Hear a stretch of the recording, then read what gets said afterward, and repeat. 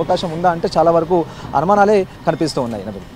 So అంటే గత సాధారణంగా అసెంబ్లీ ఎన్నికల సందర్భంగా అలానే లోక్సభ ఎన్నికల సందర్భంగా హాలిడే డిక్లేర్ చేస్తారు. సో సెలవు రోజు కాబట్టి ఆ పోలింగ్లో పాల్గొనేందుకు కొంత అనువుగా సౌకర్యవంతంగా ఉంటుందని చెప్పని భావిస్తుంటారు. మరోవైపు ఇదే హాలిడేస్ని వాళ్ళు సరదాగా గడపడం కోసం ఫ్యామిలీస్తోని బయటికి వెళ్ళడం వల్ల ఈ పోలింగ్ శాతం మందకొడిగా జరుగుతున్నటువంటి అభిప్రాయం కూడా ఎప్పుడు కూడా మనకు వెలువడుతుంటుంది. సో మొత్తం మీద ఈసారి కేవలం హైదరాబాద్లో ఈ యొక్క జూబ్లీ హిల్స్కు మాత్రమే ఉప ఎన్నిక జరుగుతుంది కాబట్టి, సో కేవలం ఈ ప్రాంతంలో మాత్రమే హాలిడే ఉంది కాబట్టి, సో ఇక్కడ ఓటర్లుగా నమోదైనటువంటి వాళ్ళు ఇతర ప్రాంతాల్లో పనిచేస్తారు కాబట్టి మరి వాళ్ళు ఓటు హక్కును వినియోగించుకుంటారో లేదో అనేటువంటిది మనకి ఇప్పుడే చెప్పలేము, ఎందుకంటే సాయంత్రం 6 గంటల వరకు కూడా సమయం ఉంది కాబట్టి.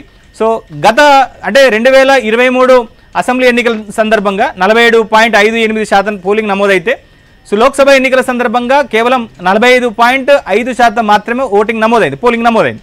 సో మరి ఈసారి ఎంత పోలింగ్ శాతం నమోదవుతుందో చూడాలి.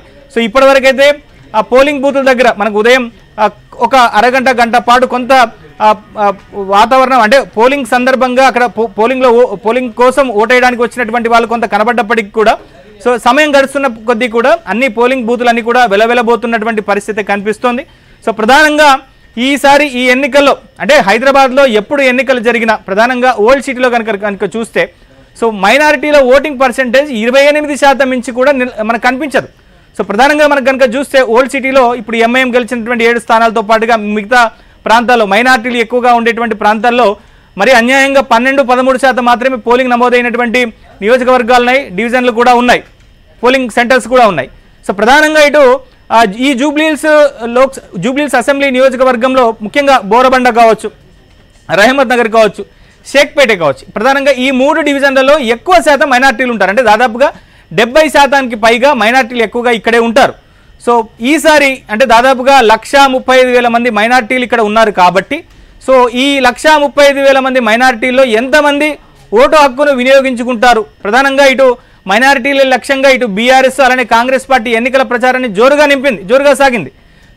జరిపింది. ప్రధానంగా అజారుద్దీన్కి కాంగ్రెస్ పార్టీ మైనారిటీ కోటా నుంచి మంత్రి పదవి ఇచ్చింది.